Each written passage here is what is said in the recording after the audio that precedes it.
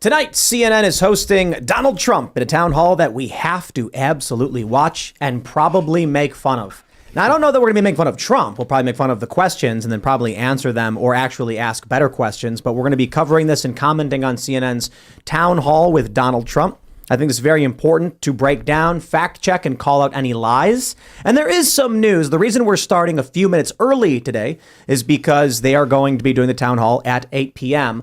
Unlike a Trump speech, this one will probably be on time. Well, maybe not, but more likely to be on time, considering it's CNN scheduling and not Trump's. But I do want to give a shout out to some news stories. Juror 77. Yes, I'm in the news once again.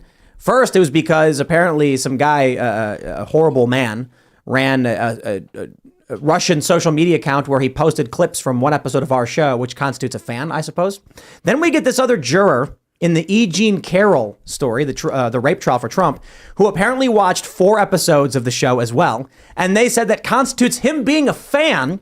And for that, he should be disqualified from the jury.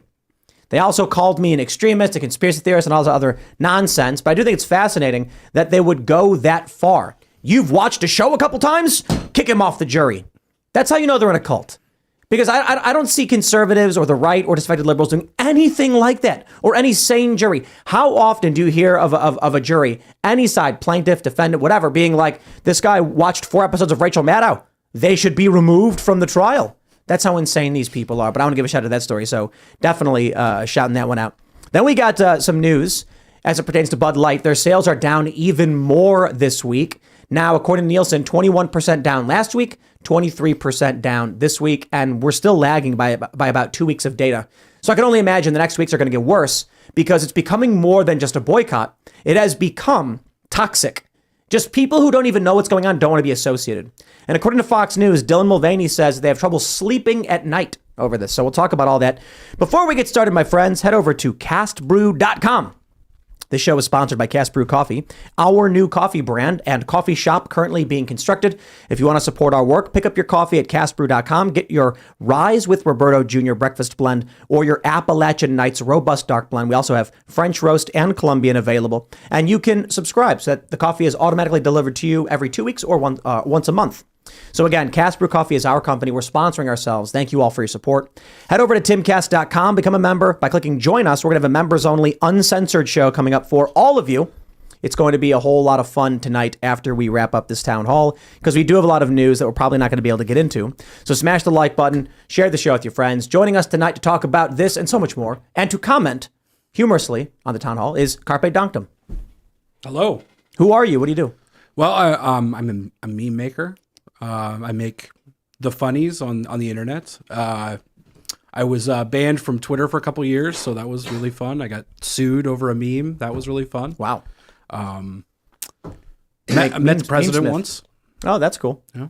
You make a bunch of funny memes, and they don't like you for it. They really, really don't. Yeah. CNN really doesn't like me. Let's see. Daily Beast. I think it's pretty much all of them. I think that's.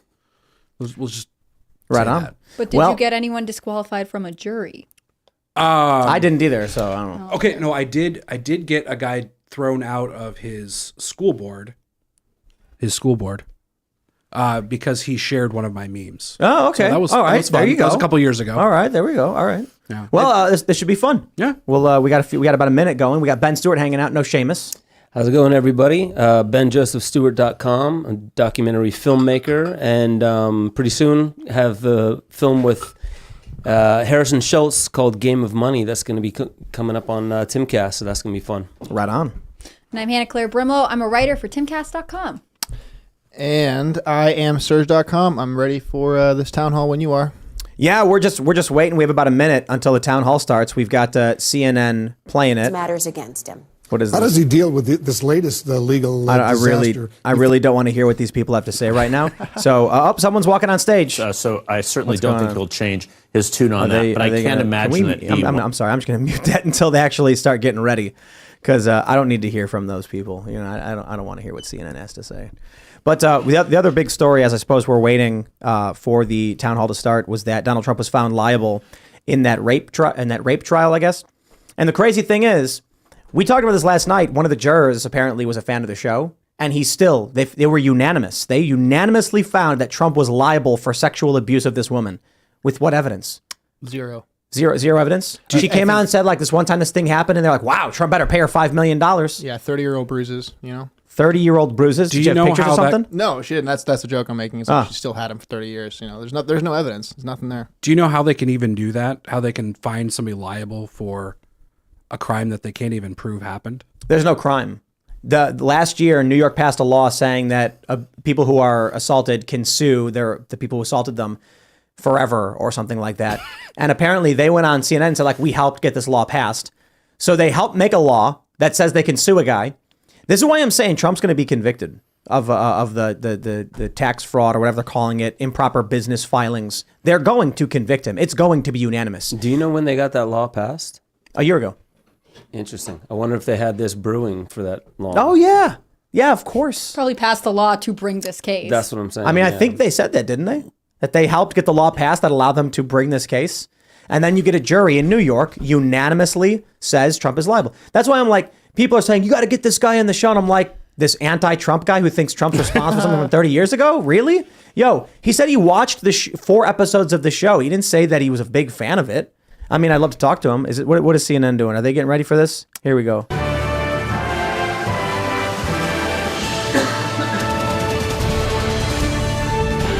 There's no way to like lower the volume on this. It's so stupid. Just mute it. I can just run it down, do it, like whatever. Yeah, I just need to be able to mute it periodically. Yep, let me know. Primary state. We're live here at St. Anselm College for CNN's Town Hall with former President Donald Trump. I'm Caitlin Collins. Ugh. Tonight, President Trump is here as he embarks on a campaign unlike power any suit. other in the history of U.S. presidential elections. He's the first former president in more than a century to seek a return to the White House. She's and so he is awful. currently leading the Who's Republican even doing field, the moderating? while also Do we know? facing multiple Her. criminal That's just her? investigations I think so, and yeah. indictment. Yeah, Caitlin. Just yesterday, he was found liable for sexual abuse Don and Lemon's not doing defamation. it? No No. questions No? are off the Okay. table. No, he We doesn't work at agree to CNN no anymore. conditions. Oh, does that happen? Voters Oh. the answers that they deserve. didn't know. My Our bad. audience is made up of Republicans and undeclared Elon voters who Musk plan to take offered part Don in Lemon New Hampshire's Republican to do his show on primary. Twitter. No joke, They'll get seriously, the he chance did. to question the former president directly. These voters That would be a and the very issues popular they show. care about the Here. most will help decide if former President Trump will get a second what do you- chance what do we to think? take on Is- President Joe Biden. Is Trump Please gonna be welcome as the crazy as front ever, or is he gonna be Republican really toned nomination, down? Former President Donald Trump. I think he's going to probably tone himself down. He may Oh. make a few remarks. Here. He's dying. He's looking presidential. Oh, one side standing ovation. Got that power tie on. So for those that are listening, we'll be reading your super chats periodically throughout the show We got quite a crowd. where they're most relevant. Did you notice he doesn't have an X where he has President Trump, to walk? thank you for your time too? here Oh, yeah, tonight. like a mark. We got Yeah, a I great don't know. crowd here in New Well, as a Hampshire, chair. a lot of voters with a lot of questions about what your 2024 term would look like, what another Trump term would look like. We'll get to the voters shortly, but your poll showed that you were dominating the Republican race right now, but you were also under active federal investigation for trying to overturn the 2020 election results. Your first term ended with a deadly riot at the Capitol, and you still have not Deadly publicly riot. acknowledged Yeah. police Deadly involvement riot. election The cop shot results. somebody. Let's Why be should real. Americans put you back in the White House? Because we did fantastically. We got 12 million more votes than we had in, as you know, in 2016. I actually say we did far better in that election. Got the most that anybody's ever gotten as a sitting president of the United States. I he look think tired, that when you 10 look Yeah, he's at very tired. that result a and when little you look subdued. at what happened during that election, unless you're a very stupid person, you see what happens. A lot of the people in this audience, and maybe a couple that don't, but most people understand what happened. That was a rigged election, and it's a shame that No. we had to go through Well, it. It's very bad for our country. I guess All we're over the not world, saying they it, looked but- at it. No. And they saw exactly what everyone else the saw. issue It was is, rigged. what But does it if you just mean? look recently Yeah. with the If we're 51 talking about intelligence universal agents, mail-in that made a voting- 16-point difference. If you look at the But Mr. FBI, President- if you look at the FBI and Twitter, they call it Twitter files. You see, made a that's big what he's difference. talking If you about. look at Mr. through President, the back vote- to what you If just you're- said if you're there, talking though, about it big was not tech- a rigged election. It was not a stolen election. You and your supporters lost more than 60 court cases on the election. It's been nearly 2.5 years. can you publicly acknowledge that you did lose the 2020 election? Let me just go on. If you look at the vote, they Stop found talking, millions of Caitlin, votes says on Trump. camera, on government cameras, where they were stuffing ballot boxes. So with all of that, I think it's a shame that what happened. I think it's a very sad thing for our country. No, I think Trump surrounded himself with bad frankly, people for the world, who because misled if you him look on at this. What's gone to our country has gone to hell. Our borders are bad. Our military has been bad. You look at the taxes, you look at inflation, what's happened to inflation, it's just destroying our country. We've really become, in many ways, a third world country. And it's very sad what's happened in this administration. And it's something that will turn around on day one. We were energy independent. Now energy is at a level that we've never had to pay before. Nobody can afford to continue to pay what's happening with energy. But we were energy independent. We were getting out of Afghanistan with strength and with dignity. And instead we got out, we looked like fools, probably the most embarrassing moment in the history of our country. We have a lot of questions about the economy and foreign policy He needs tonight. to articulate his but what thoughts you just better. said there, Republican officials debunked those claims about fraudulent ballots. We want to give you a chance tonight. Who? Republican officials in Georgia and every single state. There is no your own election officials, Mr. President. So we wanted to give you a chance. People were afraid to take on the issue. But we have a big problem in this country. We wanted to give you a chance to we have acknowledge the elections results. that were horrible. If you look at what happened in Pennsylvania, Philadelphia, if you look at what happened in Detroit, Michigan, if you look at what happened in Atlanta. He just shouldn't get ensnared in this. I know this is it's frustrating because it's just 3 years old. People going to 28 different voting booths to take the bait. vote. To put in 7 They're baiting him ballots to talk apiece. about something that Mr. nobody wants to President, hear. I have to stop you there because He'd look there better is no if he evidence just of that. stayed Your own on election topic. officials testified to that and have said that Republicans in The these issue states is did the this. In Georgia, structural there were changes multiple Democrats recounts, made including a that gave hand them recount. advantages We have with questions ground game, about universal the mail-in claims that voting, you're making nursing homes, tonight ballot harvesting, from ballot voters on this chasing. topic. I want to You wanna bring call in it Scott rigged, I get Dustin it. from Concord. Yeah, He works but in Trump is insurance just litigation. not- Say it and He's then an get off the undeclared topic voter. because That's it's what they old. call independents here in New Hampshire, as you know. Yeah, He I did don't vote think for you I don't in think him 2020. talking Scott, about what's that your is going to question do for him the any president? favors. No, quite the Hi, opposite. President Trump. Welcome back to New Hampshire. I mean, we're the only ones watching this. But other Will than you that, suspend Yeah, I know. polarizing talk of election fraud during your run for president? Will I suspend, excuse me, what? Will you suspend polarizing talk of election fraud during your run for president? Yeah, unless I see election fraud. If I see election fraud, I have an obligation They're going to bait say him so it. hard with this. And, It's what what's we going to went hurt him the through, most. did a he short write while that ago question? has Because really he had put to our read it country in again. a big problem. They I hope to write them do and that. then moderators. I hope we're going to have very honest select. elections. So I assume some people got assigned. We should have questions, voter Okay. ID. We should have one-day elections. We should have paper ballots. He's right about instead of that. these mail-in We should votes. have But, one-day the answer voting, is yes, IDs, and I paper hope ballots. that Absolutely. It's going to be very straight up, because if it's going to be straight up, we're going to win the election. So you will suspend talk to his question about the 2020 election on the Please say campaign yes. trail? I guess we're going to just win. We're at a point now. We're getting so close. Let's just win it again and straighten out our country. One other question on this. That was succinct She's so enough. mad. Yeah, When you they always When want you to talked about force him into 2020 saying election yes or results no. In the past, you once suggested terminating the Constitution. Do you stand by those comments? You were able to do certain things. I'm not talking about terminating the Constitution. I'm talking about cherishing the Constitution. The Constitution says that we're supposed to have legal and well-maintained and well-looked-at elections. And we didn't have that. I cherish our Constitution, but we have to live up to the Constitution. We weren't living up to the Constitution. I was just saying there's no evidence of that election fraud. You did once tweet. They're baiting him, and he's falling right for it. I'm glad you say that. But he can't not respond. That was a That's the truth. He can. horrible election. He That can was say a that's so horrible old. Are you election, seriously and talking about unless that? You sound somebody's very silly. stupid, Let's talk and I about know you very important well, you're topics. not stupid That's right. at Yeah. all. He You could perhaps deflect are. too. They Ask know- me a real Agenda, question. you have an They agenda. know this hurts him in the polls We have with to have moderates. honest elections in our country. We have open borders. There we go. Yeah, he needs to pivot to a question. The borders. Yeah, You look at that the what's supporters happening. will. I mean, I liked his Afghanistan pivot Elections, before, we have too. open borders. Look at what's happening on our southern border. Millions and millions of people are coming here. They're being released from prisons. They're being released from mental institutions. And we have millions of people pouring into our country. And now they're getting rid of Title 42, which I put on, which kept people out that were sick. And Mr. had President, we have a lot of problems. questions about immigration to get to tonight. Obviously, that's a big topic. She's gonna go back to especially given fraud. what's expected to happen tomorrow. But I want to talk about the influence you have over your voters. It's very clear that you are very influential over them. You have a lot of impact. I've been to many of your rallies and seen it up close, which raised a lot of questions about the influence that we saw that you had on them on January 6th. and your January 6th. supporters This is when the they whole attacked plan for the Capitol. town hall. Yeah. Do you have any regrets about your actions on January 6th? Well, you know, January 6th was, Here we again, go. we go back to it, but January 6th had to do with the fact that hundreds of thousands of people, and you don't see the pictures very often. A lot of the people here probably were there. January 6th, it was the largest crowd I've ever spoken to. That was prior to the walk down to the Capitol building. I don't think, and I've spoken to hundreds of thousands of people. I've never spoken to a crowd as large as this. And that was because they thought the election was rigged. And they were there proud.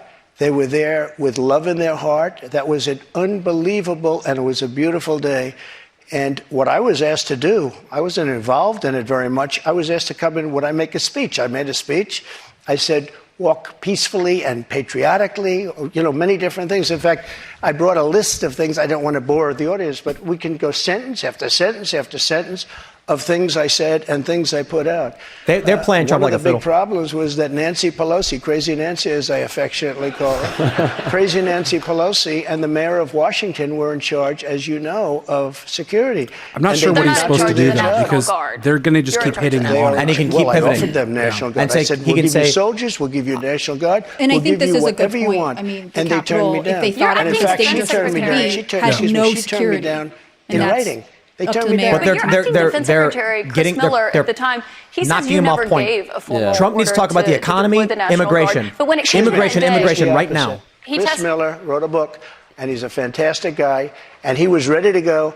I They bet the turned producer him in her down. ear is saying, If no, you no, no, look, back, the back, mayor back. of January 6th Washington, election, D.C., January 6th lovely election. lady, Knock him down she in the said, polls. It'll "We hurt don't Trump want it. bad. We don't like the look. Nancy Pelosi said, oh, we don't like It's the only look. 10 minutes. They haven't said the They I would word have yet. just, I offered them 10,000 But he really soldiers. should I have said, like very it could succinct be talking 10, points it could on be these, more, but so I he can offered then them pivot. specifically But they're baiting him. 10,000 soldiers. If they would have taken 500 smart enough soldiers, to- you wouldn't to- have had the problem. to see that, They I turned would it down. hope.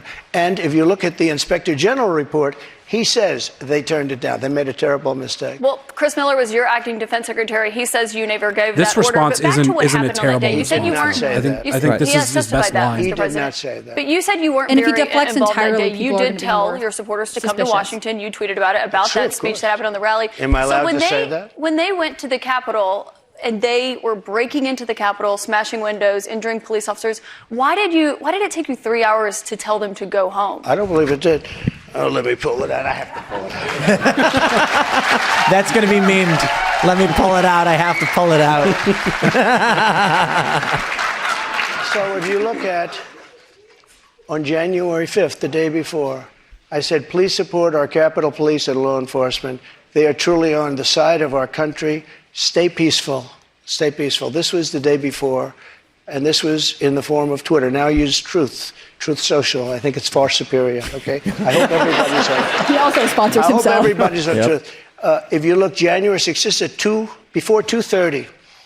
I am asking for everyone at the U.S. Capitol to remain peaceful. This is right after, as it was happening. But what right. happened He's is completely right. they took it down. I don't know Kids say you why. brought I think they took it receipts. down because it was so good. They didn't like it being up there. I am This is asking- Trump. Come on. And we didn't know until I got it back, because now I have 90 million people waiting for me to go back, but I'm on Truth, and I'm staying on Truth. Listen, I am asking for everyone at the U.S. Capitol to remain peaceful. No violation. We want no violation. We want no violence. Remember, we are the party of law and order. Respect the law and our great remember men that and tweet. women Yep. in blue. Thank you. That was at 2:30. That And was very the early. bridge Mr. was President, what? I looked at the same timeline that you did. 105? No, Once no, it was but you clear, didn't report that. You know why? Because it was we did taken report down. it. I was reporting that It was taken day. down and it wasn't. But when put it was back up. clear to you that they were not being peaceful, you saw them rushing the Capitol, breaking windows. They were hitting officers with flagpoles, tasing them, beating them up.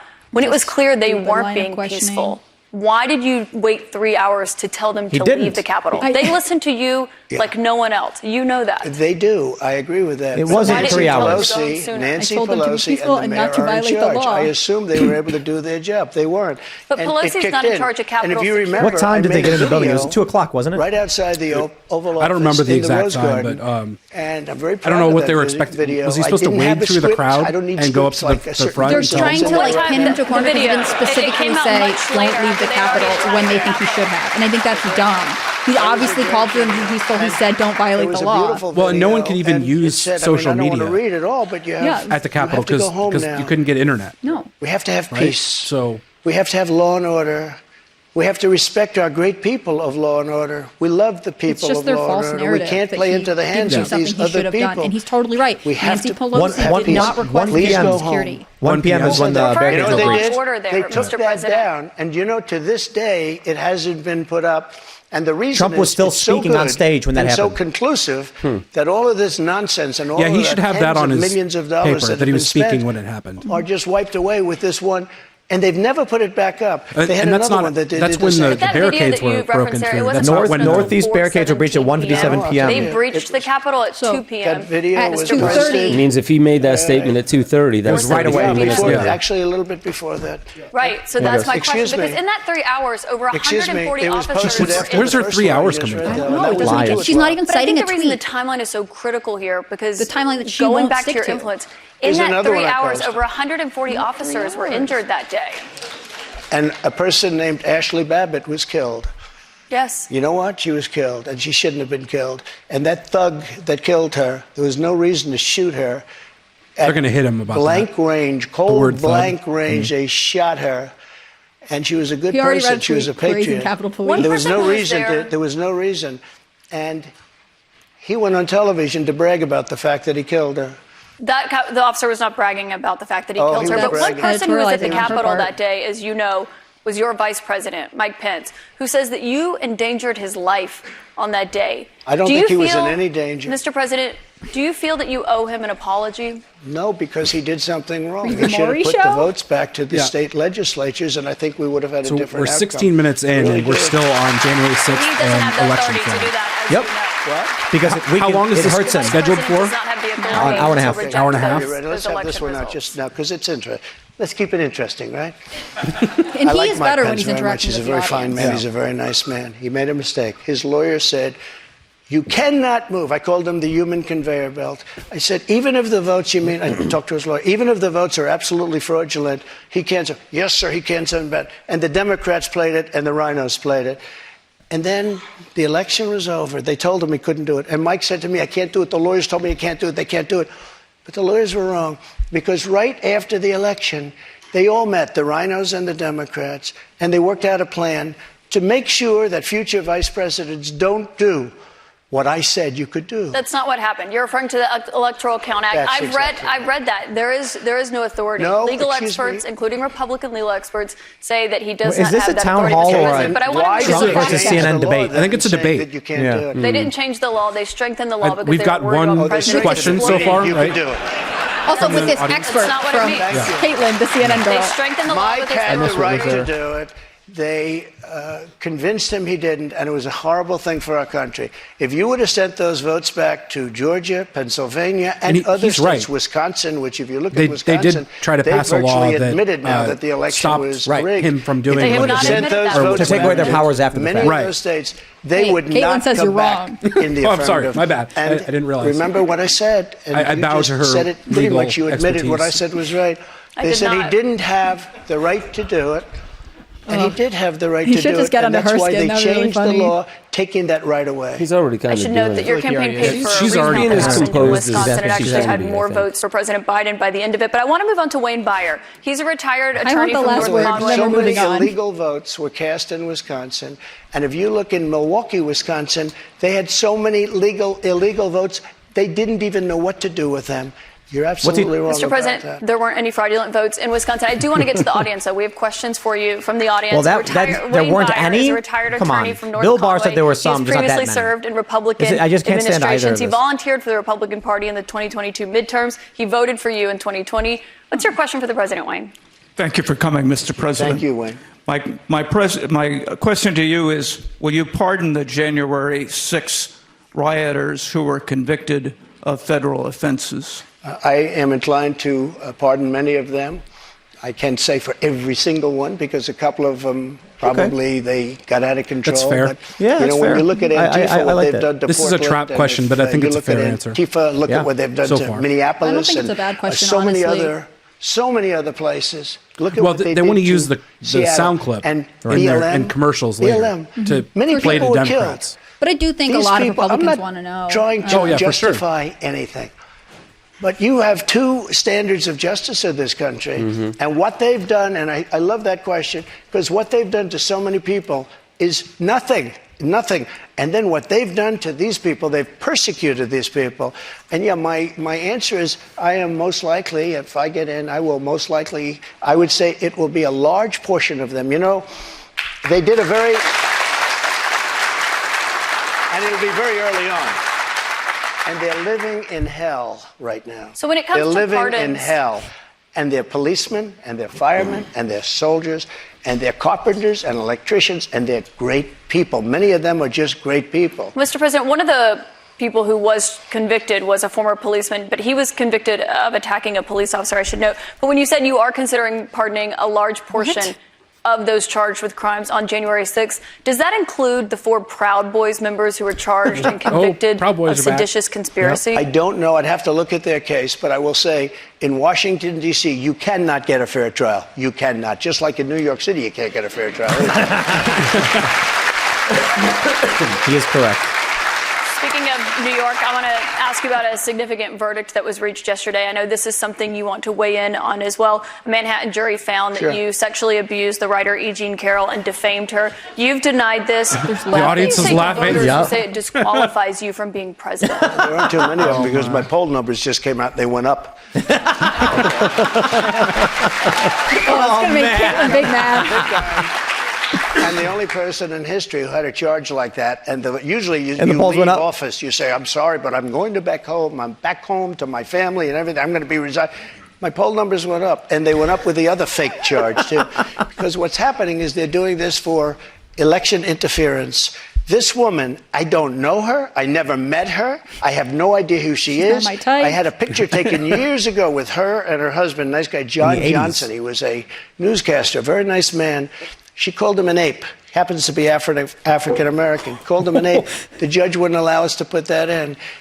Her dog or her cat was named Vagina. The judge wouldn't allow to put that in. All of these things.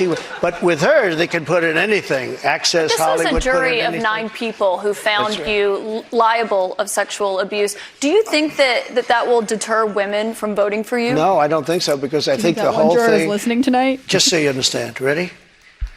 I never met this woman. I never saw this woman. It's a little Bill Clinton. You did just say you took a picture with her, though. At the front door of Bergdorf Goodman, which I rarely go into, other than for a couple of charities. Yeah, he should clarify I that. met her in the front door. She was about 60 years old, and this is like 22, 23 years ago.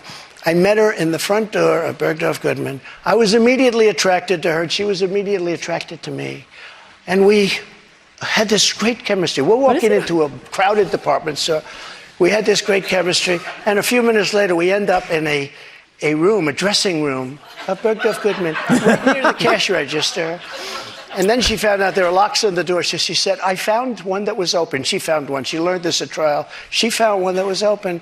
What kind of a woman meets somebody and brings them up, and within minutes, you're playing hanky-panky in a dressing room, okay? I don't know if she was married then or not. John Johnson, I feel sorry for you, John Johnson. Mr. President, can I think of it. I know you're recounting what she said, but Mr. President. I know you're recounting what she said, but I don't like it. This was a Just jury, so you understand, though. if I was walking in at the because I was very famous then, and I owned the Plaza Hotel right next door, and I owned buildings around it, I'm not going into He's right. a dressing room of a crowded department store. Then I say, if she was being raped, and by the way, they said she wasn't raped. Okay, that was her charge. She wasn't. They found that you sexually abused her. What? Say what? They did. They said he didn't rape her, and They did not I didn't say do he anything did. else either. Actually, they did. They ruled that wasn't true. She is. But Mr. President, can I ask you, part. given your recounting I your don't know version? who, and I tell you this. But Mr. Are President, you ready? can I And I ask swear you on my because- children, which I'd never do. I have no idea who this woman. This is a fake story, made up story. We had a horrible Clinton-appointed judge. He was horrible. He allowed her to put everything in. He allowed us to put nothing in. Mr. President, There's no you're way recounting your version of events Trump right walked now to around the New York audience. by himself You referenced the without trial. people screaming, You did not "It's go Donald to the Trump." trial and actually Right. testified. Just Do you casually wish going that to you had Bergdorf testified? Goodman. Wouldn't have made a Right. difference. This By is a himself rigged walking deal. in, nobody This was noticed. my lawyer said, sir, you don't have to do it. I actually said, I think I should. It would be respectful. They said, sir, don't do it. This is a fake story, and you don't want to give it credibility. That's why I didn't go. One thing you did do in this. And I swear, and I've never done that, and I swear to, I have no idea who the hell. She's a whack job. You did not testify in person in this. Donald Trump do this without her. Position of you from October, and you defended the comments that you made on that Access Hollywood tape about being able to grab women. We're going back to that how again? you want. Do you stand by those comments? I'm not that surprised. I said if you're famous and rich or whatever I said, but I said if you're a star, you are, and I said women let you. I didn't say you grab. I said women let. You didn't use that word. But if you look, women let you. Now, they said, will you take that back? I said, look, for 1,000,000 years, this is the way it's been. I want to be honest. This is the way it's been. I can take it back if you'd like to, but if you're a famous person, if you're a star, and I'm not referring to myself, I'm saying people that are famous, people that are you stars, were asked in the deposition, people that are rich, yourself to be a star, people and you that are said powerful. Yes. So? They tend to do pretty well in a lot of different ways, okay? And you would CNN like got me to him. take that back? Got him. Reality TV star thinks he is a I star. said it's been true for 1,000,000 years, approximately 1,000,000 years, perhaps a little bit longer than that. So you stand by those comments? Well, I don't want to lie. Mr. President, we have a lot of here's what she wants Mr. me to say. President, let's A get to rich the and audience famous questions person tonight. has no advantage over Caitlin, us. you're the one holding this up. And I say This is good from unfortunately, Trump. but that's the way it is. You said He wants me to lie. A rich and famous unfortunately. person has We no have a lot of advantage. For audience her. questions to get to tonight. I want to go back to the audience. We've got Danielle Rieger. She works as an oral surgery assistant. She's a Republican activist from Derry. She was a New Hampshire delegate for you in 2020. What's your question? Hi, thank you so much for coming to New Hampshire to answer our questions. My question is regarding the economy. Over the past 2 thank years, God. we have seen the prices for everything skyrocket. Thank you, Danielle. Something more From important. food to gas to utilities and insurance costs, many people's bills are up several $100s a month, including mine. If elected president again, what is the first thing you would do to help bring down the cost to make things more affordable? Something voters actually care Drill, about. baby, drill. Right to that. Good answer. We were energy independent. We were soon going to be energy dominant. And nobody had ever done what I did. We got oil down to $1.87. Actually, it fell lower than that in some cases. We had to save the oil companies. The price was getting so. We were doing incredibly. We had the greatest economy in the history of our country, probably the greatest economy in the history of the world. We were energy independent, soon to be energy dominant. We were going to be bigger than Russia and Saudi Arabia put together ×2. We have more liquid gold under our feet than any other nation. Any other nation. And these stupid fools ended it. And energy went from $1.87 and even lower for gasoline, for a car. They went from $1.87 to $5, $6, $7, $8, and even $9. And your electricity bills went through the roof, your heating bills went through the roof. And that's what started inflation. And it hasn't stopped because people are paying now for bacon and for eggs and for the 2 and 3 times what it was just a little while ago. We created the greatest economy in history. A big part of that economy was got you the biggest tax cuts in the history of our country, bigger than the Reagan cuts, bigger than any cut. And also, Caitlin, as you know, we got the biggest regulation and regulatory cuts. This place was rocking, and then we were given a gift from China, and China paid a big price. And let me tell you something. I took in hundreds of billions of dollars in taxes from China. But prior to COVID coming in, and then I rebuilt the economy again, a second time. But we had, prior to COVID coming in as from China, from Wuhan, which I said it came from Wuhan. Everybody said, oh, you're wrong about that. You're wrong. It came from Wuhan. I said it right from day one. So we had the greatest economy in the world. Here's the story. They made energy so high, and energy is all invasive. It is massive as an industry and as a cost. It lifted everything. If Mr. President, you made donuts, if you made, no matter what you did. She just sounds like she's we whining. had inflation, the likes of which I guess we haven't had Why is she for debating 52 years, but I think more than that. Because she doesn't know how to do anything inflation. else. Well, and that's why We had the CNN put lowest it there. energy Like they prices use we've had in moderator as a decades. loose term. This country was rocking and rolling. And by the way, we had the most She secure also has to border in probably the keep it history on of our time. country. And now we have the This is why they keeps hate saying me. that though. She's like, here are my points. Actually, we need to move on to questions from the audience. Right now, Yeah, could be no, just she's 3 doing weeks it away from conveniently for her, defaulting but on she its does- debt. That could mean millions of jobs lost, people not getting their Social Security payments. People believe it would put the U.S. economy into a recession. On that topic, I want to bring in Marta Cervella, a student here at St. Anselm. She is an undeclared voter who did not vote in 2020. Marta, what's your question? Hi, Mr. President. Hi, thank you. So my question is, what do you think about the United States' current debt situation, and how can we move forward? Such an important question. So we're at $33 trillion, a number that nobody ever thought possible. When we had our economy rocking and rolling just prior to COVID coming in, like literally, we were making a fortune. And oil, we were going to make so much money from oil, we were going to start paying off debt. But then with COVID coming in, we had to do other things. We had to keep this country alive because it was so serious. But we have to get the country back. We have to lower energy prices. We have to lower interest rates. Interest rates are through the roof. Energy has to come down. It all has to come down, and we have to start paying off debt. But when we have a debt limit, and they use that very seriously to me. They came in, Schumer came in with Nancy Pelosi, and they were using it. We'll violate it. We'll do whatever. They talked a whole lot different than they do right now. I say to the Republicans out there, congressmen, senators, if they don't give you massive cuts, you're going to have to do a default. Do it. And I don't believe they're going to do a default because I think the Democrats will absolutely cave because you don't want to have that happen. But it's better than what we're doing right now. Because we're spending money like drunken sailors. So just to be clear, Mr. President, you think the U.S. should default if the White House does not agree? Like they come in from being out and then they go out and like party. I'll do it later. Because we have to save this country. Our country is dying. Our country is being destroyed by stupid people, by very stupid people. You said that using the debt ceiling as a negotiating wedge just could not happen. You said that when you were in the Oval Office. That's when I was president. So why is it different now that you're out of office? Because now I'm not president. He's taking it back. Trump's taking it back. His polling is going up. I can feel it. He's warming the up. U.S. defaulting would be massively consequential for everyone in this room, for all Americans. You don't know. It's psychological. You don't know. Get out of here, Caitlin. Caitlin. More than anything else. And it could be very bad. It could be maybe nothing. Maybe you have a bad week or a bad day. But look, you have to cut your costs. We're spending $7 trillion on, much of it on nonsense. $7 trillion on nonsense. We've got another I actually question from said, a voter tonight. get all of I don't that want to money hear this that anymore. was wasted, and frankly, the Senate should have never approved it. Get all that money that was wasted, and if they don't get rid of that, you'll have to default. Okay? Mr. President, we've got another voter here tonight. And by the way, you're going to default eventually anyway, but it's going to be much messier. I don't think you'll have to default. I think if the Republicans hold strong and they say we want let's say we want $5 trillion off. I really think the Democrats have no choice but to do it. And if I win, they're going to be doing the same thing to me in 2 years. I guarantee you that. Mr. President, when's COVID coming up? And they did that before. Bobby Petrino has been waiting very patiently. He's a student nice. at St. Anselm. He's a member of College Republicans. He's an undeclared voter right now. He supported you in 2020. Bobby, what's your question for President Trump? Hi, thank you for coming.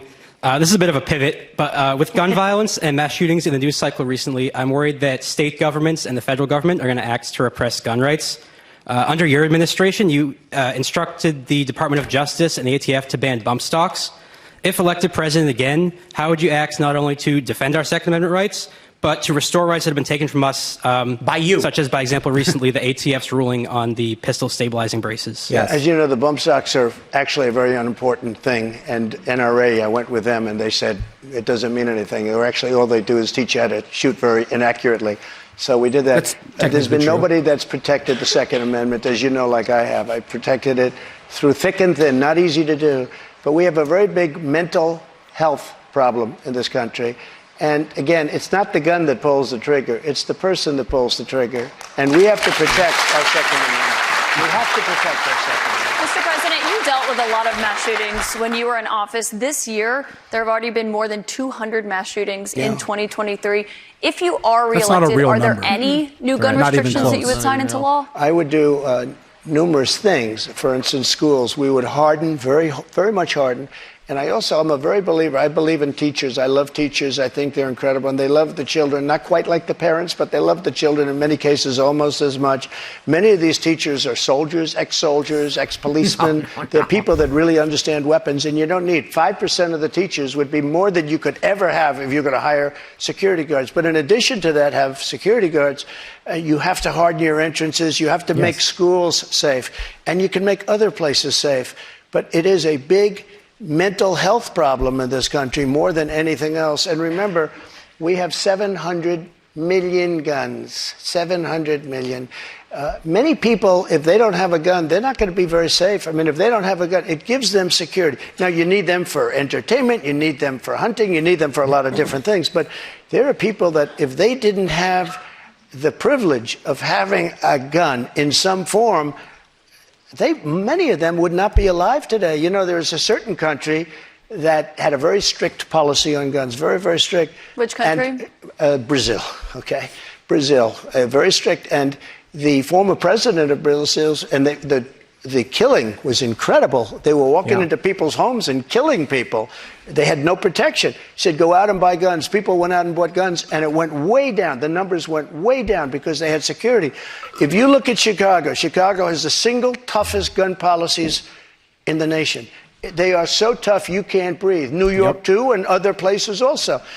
All of those places are the worst and most dangerous places. So that's not the answer. No new restrictions that you would sign if reelected, Mr. President. I want you to meet Julie Miles, a registered nurse from Merrimack. She's a Republican who voted for you in 2020. Julie, what's your question for the president? Thank you, Mr. President. Thank you. I appreciate you answering this question this evening.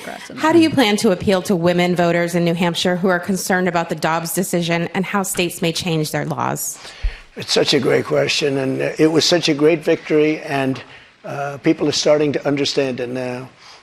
You know that they wanted to bring it back to the states, but that was probably the least important part of that victory. Getting rid of Roe v. Wade was an incredible thing for pro-life because it gave pro-life something to negotiate with. Pro-life had absolutely nothing being stuck in Roe v. Wade to negotiate with. And now what's happening, and I see it all over, deals are being made, deals are going to be made, and look, everybody that was president wanted to get rid and tried to get rid of Roe v. Wade. You mean for 50 Republicans? years. Republicans. For 50 years, this has been going on. Actually, a couple of Democrats, too. But for 50 years, this has been going on. I was able to do it, and I was very honored to do it. But by doing it, things are happening that are very, very positive. And I happen to believe in the exceptions, the life of the mother, rape, incest, like Ronald Reagan believed in the exceptions. But I happen to believe that. I think it's frankly important to do that, but a lot of people are against that. A relatively small number. But the way I look, I think it's very important to say this. I consider the other side to be radical because the other side, under Roe v. Wade and other things, the other side, they're radical because they will. Remember the debate with Hillary Clinton? They said, rip the baby out of the womb at the end of the 9th month. They will kill the baby in the 9th month. If you look at that crazy governor of Virginia from the former governor, where he said, no, the baby will be born, and then we'll decide essentially whether or not to execute the baby. But, Mr. President, can we talk about what you would do if these are the radical re-elected? It's not the pro-life people that are radical. But if you are re-elected and you're back I was in the going to say Oval he needs to Office bring that and up, you get and then he legislation did. to your Nailed desk, it. would you sign a federal abortion ban into law? Tim's texting. What I'll do is negotiate so Tim's that people are texting happy. Trump. But the fact Good that job, we were brother. able, I was able, I'm so proud of it. We put 3 great justices on the Supreme Court. We have almost 300 federal judges on the Supreme Court. So just to be clear, Question Mr. President, from Caitlin, not from the sign audience. a federal abortion ban into I law. said this. I want to do what's right. And we're looking. And we want to do what's right for everybody. But what's right? But now, for the first time, the people that are pro-life have negotiating capability because you didn't have it before. They could kill the baby in the 9th month or after the baby was born. Now they won't be able to do that. But I think this is a really important question for you to answer because this is something every Republican, including those who are running against you for the nomination, are being asked about is would you sign a federal abortion ban into law? And many of them are going to give you the same answer as I am. First of all, I am honored to have done what I did. And a lot of people said in 150 years, he's now the most consequential president because he saved so many lives. And I'm honored to have done it. And because of what I've done, we now have a great negotiating ability. That's what I do in life. I negotiate. We have a great negotiating ability, and I think we're going to be able to get something done. What do you mean negotiating ability? Because the question that Republicans have, and some of your allies on Capitol Hill say that they want to introduce legislation when it comes to banning abortion. If they send it to your desk, would you sign it? Some people are at 6 weeks. Some people are at 3 weeks, 2 weeks. There we go. Good answer. President Trump is going to make a determination what he thinks is great for the country and what's fair for the country. But the fact that I was able to terminate Roe v. Wade after 50 years of trying, they worked for 50 years. I've never seen anything like it. They worked, and I was so honored to have done it. We are in a very good negotiating position right now, only because of what I was able to do. And remember this. No, he's not going to. Again, you talk about radicalism. People that will kill a baby in the 9th month or the 8th month or the 7th month or after the baby is born, they're the radicals, not the pro-life. I just want to give you... Here, here. I just want to give you one more chance, though, because you did not answer just one whether more or not you'd chance. sign a federal abortion You didn't ban answer my question. or how many weeks into pregnancy you believe abortion should be banned. Yeah, but I've Can you given answer either I've of those given you tonight? the answer probably 4 times already. Which one I'm is it, looking, though? I'm You have an looking at a solution that's going to work. Very complex issue for the country. You have people on both sides of an issue. But we are now in a very strong position. Pro-life people are in a strong position to make a deal that's going to be good and going to be satisfactory for them. If you weren't able to get rid of, you wouldn't even be having a discussion. If you weren't able to get rid of Roe v. Wade, which put pro-life in a dead position, a horrible position, they could kill the baby at any time they wanted to. But we did something that nobody thought was doable. And other Republican presidents, and others, by the way, they wanted to get it out. They also wanted to bring it back to the states. But bringing it back to the states is a less important issue But that's why than it's the the issue that question we about a just talked federal about. abortion ban. You Well, did not say yes or no to It that. You did not depends say how many weeks. It depends what the deal is. Lindsey Graham, You did not say how many man, weeks. he's got an idea, and a lot of other people have an idea. And I look at all the depends on the deal. That's your answer. I'll make the She right needs to decision. move on. She's terrible. President Trump, we've got more questions to come for you tonight. I'll We'll make be the right right back decision for the in just a moment. Oh, look at that. We get a break. I wonder, too, if he we get a knows- break. That I'm impressed so far. The beginning was a little slow, but I'm impressed with where we got so far. That was 40 minutes with no commercials, and now they're doing a commercial. I guess they only got one commercial break or something because And he must know how long it is. I mean, that's one of the reasons he probably kept filibustering, so to speak. With the abortion thing, I was like, he's got to hit at how these states are enacting restrictionless, outright abortion at 9 months, viability, all of that stuff, because most Americans find that completely unreasonable. Right. And then I think Trump's got some really great stuff going on where he's like, well, I'm not president. You know, like that was really good. He's like, was a when I good was line. president, I it was liked great. his paper pullout. Yes. It was really good. It was good that he had the timestamps and she would not accept that she was wrong. I gotta say, what is she doing? It's crazy to me. When we had Lance from the Surfs on last week, and we did this a lot of people get mad. They're like, why wasn't, we had Destiny on. Why wasn't Tim drilling Destiny and going crazy? Because we're not debating. It's not a debate show. Half of the time, like sometimes they'll say something that is wrong. And I'll be like, no, that's incorrect. You can't say that. Sometimes they'll be like, I believe X because of this reason. And I'll go, okay. Like, you're allowed to have a moral position and an opinion. I can't be like, your opinion is wrong. I'm just like, oh, okay. And then what they try to do is they say like, oh, Tim got owned or whatever. No, this is the problem with the modern left, default liberals or leftists. Caitlin Collins thinks no matter what Trump says, she has to try and get him. Instead of saying, Trump, what's your thoughts on this? Thank you for telling us that. Next question. What are your thoughts on this? Instead, she's like, nope, you're wrong. Nope, you're wrong. Wrong. Well, that's where she's coming from. She wants to get him. And like she's made it her personal mission to get him on every answer, and also to get that soundbite that they can put into every commercial for the next 2 years. Will you ban abortion? And for her own prowess, right? Like she is looking, we're looking at this Washington Examiner article. There's speculation that they'll offer her Chris Cuomo spot, right? So she is trying to launch her career off of getting Trump to say the infamous soundbite. She wants that to be her moment. Like this is, she wants her I respect Megyn that, Kelly. right? She's in broadcast journalism. Yeah. She wants her Megyn Kelly moment. She does. That Megyn Kelly didn't even get. Yeah. Right. So I don't know what they with this guy Licht guy sees in Caitlin Collins. I'm like, I can understand having her be a reporter, but giving her a show, then having her host a presidential town hall, it's just not there. Like Anderson Cooper, I get. Caitlin Collins, I don't get. Well, and I think Megyn Kelly is good. She did a great job with Trump.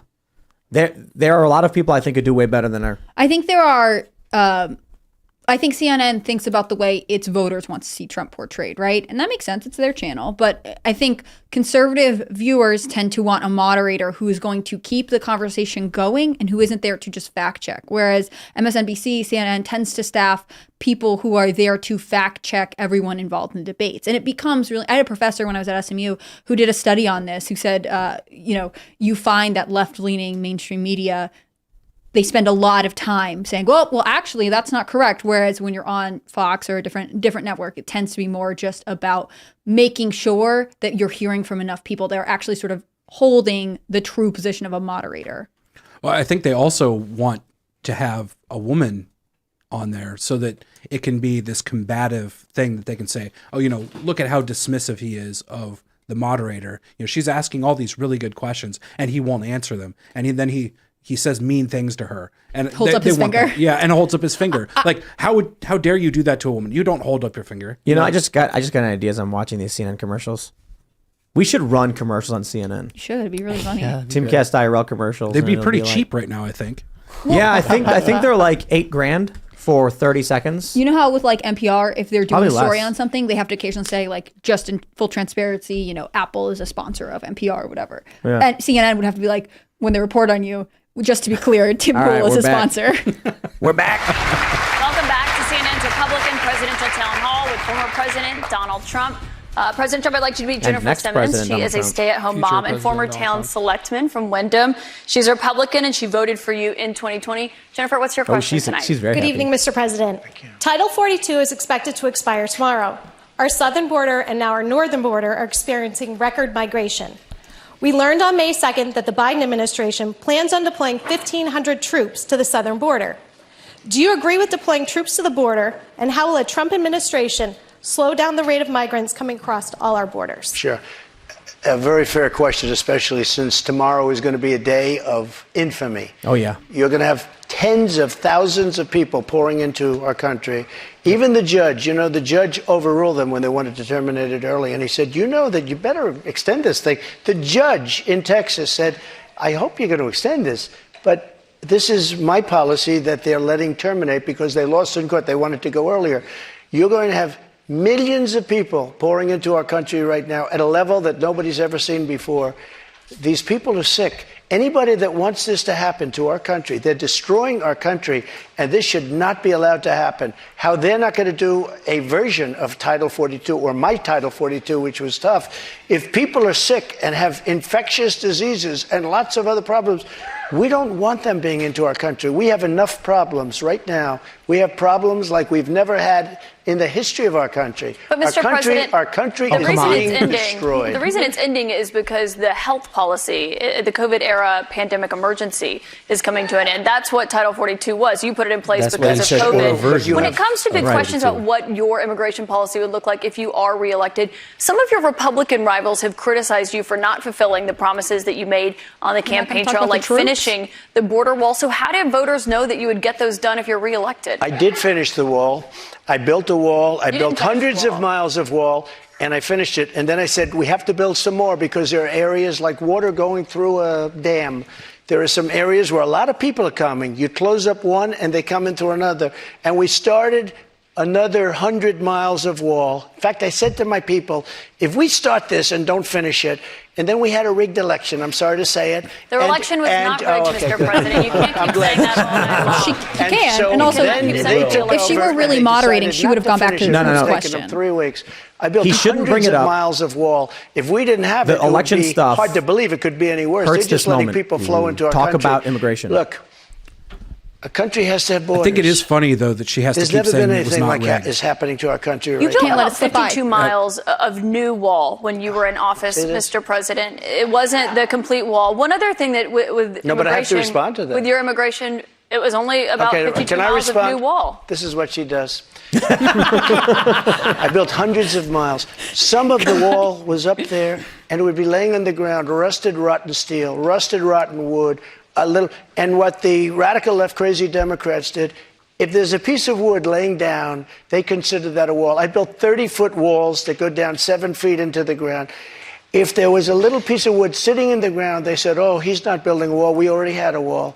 Because this is the game. They're a party of disinformation. It's not a game, Mr. President. It's about 52 miles of new wall. Are you kidding What other me? immigration policy you Also, have? Caitlin, this woman asked about the troops at the border. Yeah. Why are you not going back to that? Why are you answer the question, and she's not that making was him answer the laying question down, either. that was up and rotting in the ground for 30 years. Some of it was steel that you couldn't even see. Mr. President, it was only about 52 miles of new wall. But moving on, another immigration policy you had was the zero-tolerance immigration policy that separated families at the border. If you are reelected, Caitlin are is you just ruling asking her out own questions. We're not going to talk about the troops. But when you have Fact that checker policy, Caitlin. people don't come. If a family hears that they're going to be separated, they love their family. They don't come. So I know it sounds harsh, but if you remember they said I was building prisons for children. It turned out that it was Obama that was building. Kids in cages. Would you re-implement that if you're reelected? Is that what you're saying? We have to save our country, all right? We So it can't sounds afford, like that's a yes. No. When you say to a family that if you come, we're going to break you up, they don't come. And we can't afford to have any more. Look at New York City. Look what's happening. They're living in Central Park in New York City. The city is being swamped. Los Angeles is being swamped. Iowa is being swamped. Our whole country is being destroyed. Millions of people are coming into our country. And you know what the number is going to be, in my opinion, by the end of the year? Not the 4 million that you hear and the 3 million. I think it's going to be 15 million people. And in these people, they have no idea where they come from. They come from 129 different countries so far. 120, not just the four that we talked about. Just to put a button on that, it sounds like what you're saying is that you're not ruling out re-implementing that immigration policy. I want to get to another voter. Caitlin Blanco is a student here at St. Anselm College. She's a Republican. This will be the first election that she has voted in. What's your question for the president, Caitlin? Hello, President Trump. Thank you so much for coming. Thank you. So cute. The current administration has made it clear that we should continue to provide military equipment to Ukraine so that they can defend themselves. Do you support this decision, and how would you deal with the increasing threat posed by Vladimir Putin? First of all, thank you very much. It's really nice. And it's an important question, so important, because we're giving away so much equipment. We don't have ammunition for ourselves right now. We don't have ammunition for ourselves. We're giving away so much. But here's the thing. I have to say it to start off. No longer matters. If I were president, this would have never happened. And even the Democrats admit that. Putin knew it would have never happened. And his pipeline would have never happened. A lot of things would have never happened. But this would never happen. And all those dead people, both Russian and Ukrainian, they wouldn't be dead today. And all those cities that are blown up and disintegrated right to the ground, that wouldn't have happened. Okay, now, here's the problem. We've given so far $171 billion. They've given, meaning European Union, which is approximately the same size altogether as our economy. They've given about 20. So we're at 170, let's say, and they're at 20. You don't have to know too much about history to realize, or geography, to realize that they're a little bit more affected than we are, okay? So they've got to put up a lot more money because they're taking advantage of us like every other country did. That's why I ended NAFTA and replaced it with the USMCA, Mexico. But on this issue, Mr. President, I should know, I don't know any Democrats who have said they don't believe Putin would have been invaded if you were president. But her question is, would you continue to give Ukraine money and weapons if you're elected? No. What's the So answer? she remembers this girl's question, but not the other ones. With President Zelensky, because as you know, he backed me up with the phony impeachment hoax number one, when he said the president didn't do anything wrong. So I happen to like. So I happen to like. Yeah, that's right. And I was totally exonerated, by the way. Just a waste of time and money. You were impeached over that. Impeached does not mean convicted, Caitlin Collins. No, Caitlin Collins doesn't need to know the details. I was impeached by a crazy woman named Nancy Pelosi. But the question here is, would you give Ukraine weapons and funding if you were elected? I would sit down. Let me just put it a nicer way. If I'm president, I will have that war settled in one day, 24 hours. I agree. I think you will. How would Good you call. settle that war in one day? How will you do that? Zelensky. They both have weaknesses and they both have strengths. And within 24 hours, that war will be settled. It'll be over. It'll be absolutely over. Do you want Ukraine to win this war? I don't think in terms of winning and losing. I think in terms of getting it settled so we stop killing all these people and breaking Here. Yeah, that was a good answer. Sharp, fast. Can I just follow up on that? You But said one you of the don't things think you in have terms to of do is winning you and have to losing. get you have Mr. to get President, can I Europe. just follow up on that because that's a really important Excuse me, statement let me that just you just follow made up. there. Can you say if you want Ukraine or Russia to win this war? I want everybody to stop dying. Yes, dying. Russians and not making himself dying. look I good want them to here. stop dying. And I'll have that done. What team? What team are you on? And you need the power of the presidency to do it. But you won't say that you want Ukraine to win. Oh, You come You know what I'll on. say? I'll Is say she this. gonna I say want win? Europe to put up more money because they're in for 20 billion. We're in for 170, and that's they not should an be. answer about who And should they win should the war. equalize. They have He gave plenty her of the money. answer. Also- They should equalize. I got with NATO. But I'm When I asking sat you down, about I got Ukraine them right to now, put up Mr. hundreds President. of billions of He's dollars answering. that I they need a weren't paying soundbite. under Obama and Bush and all of these other presidents. That's why they're able to help them fight the war because of the money I got. But I let's want talk about Europe what's happening in excuse Ukraine, me, Mr. I want President. Europe to put up more money because they're laughing at us. They think we're a bunch of jerks. We're spending $170 billion for faraway land, and they're right next door to that land, and they're in for 20. I don't think so. When it comes to what's happening there, when you were in office, you said that you respected President Putin. Do Yeah, I you do. still respect him today? He made a tremendous mistake. He was a smart guy, you know. I remember I said he was smart, she was smart. They What said was his he mistake? said President Xi of China, right, is smart. Okay, 1.5 billion people. He's the ruler of 1.5 billion people. I said, yeah, he's a smart guy. How dare he say he's smart? Of course he's smart. They want you to say he's a stupid person. Okay, he's not a stupid person. He's very smart. He's very cunning. And Putin made a bad mistake, in my opinion. What was his mistake? His mistake was going in. He would have never gone in if I was president. We used to talk I about agree. it. Do you believe that he is a war criminal? What? Do you believe that Putin is a war criminal? He's responsible for the deaths of thousands Well, of I think Ukrainian this. men I and think women it's and something civil that children. should not be discussed now. It should be discussed later. Because right now we have to get a war. If you say he's a war criminal, Yep. it's going to be a lot tougher to make a deal to get this Yes. thing stopped. Yes. Because Right. if he's going to be a Exactly war right. criminal where people are going to go and grab him and execute him, he's going to fight a lot harder than he's fighting, you know, under the other circumstance. That's something to be discussed at a later date. But isn't it Right now, important we to want call to it get what that it war is? No. settled. Shut up, Caitlin. And I'm not talking about the money either. I'm talking about Why is all the Putin lives that are being. The number of people being On a killed in town that war hall is far debate. greater Yeah, than can't you we hear. talk about when domestic they blow up issues? the city and those buildings come pouring down and they say 2 people were injured. No. Hundreds and thousands of people are being killed, and we have to get that war settled. We have more with former President Trump. Right after this, we're going to take a quick break, and then we'll be back with questions from voters right after that. I think the Ukraine thing is a domestic issue because we're 170 billion in. Sure. So I like the fact that they went there. I think he handled that really well, and I think she was looking to get him to say something stupid, and he stayed on point. I think he hit it out of the park. Grand slam. Bases are loaded. Knocked it out. When she's like, do you want Ukraine to win? Will you say it? And he's like, I want everyone to stop dying. He nailed it. Yeah. Exactly. Absolutely. You can't get him. They can't soundbite that because he's right. And That's she looked horrible because she kept asking the same question after he answered it very succinctly. She several only does that times. when she has a sound bite that she's trying to get. Do you think Putin's a war criminal? And then Trump nailed it. He's like, look, if we call him a war criminal, how are we going to negotiate an end to the war? Right. He's going to say no. We're going to wait on that. In fact, the fact that she even brings it up on national television with as many viewers as watching is bad for trying to end the war. But you know what? They don't want the war to end. No. I bet a guy in her ear said, say Putin's a war criminal. Because we want it on TV. Mm-hmm. Yeah. We want Putin to think that if the war ends, he dies. Yeah. That way he never stops. Yeah, and Putin and Trump had a strong rapport when he was in office. They want to try and make Trump an impossible choice if you want to end the war too. They want Putin to be against him. Let me. Mitchie Cool says, "Did y'all hear Collins call him Mr. President?" She has been this whole time. Yeah. Yeah. She also wants to hurt him with conservatives because if he's on Team Ukraine, that hurts him with lots of conservatives. Before it comes back, I want to just address the election thing.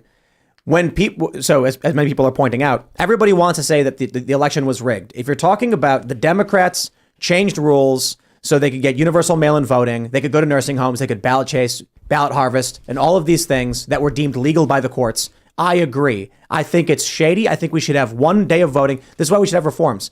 We should have a day of voting. We should have voter ID. We should have paper ballots. I agree with all of that. But if you're saying that's what you mean by rigged, I get it. And you had that article in Time magazine. But what I'm trying to make sure we're not talking about is the idea that like China was sending fake ballots, that the machines were printing fake things or anything like that.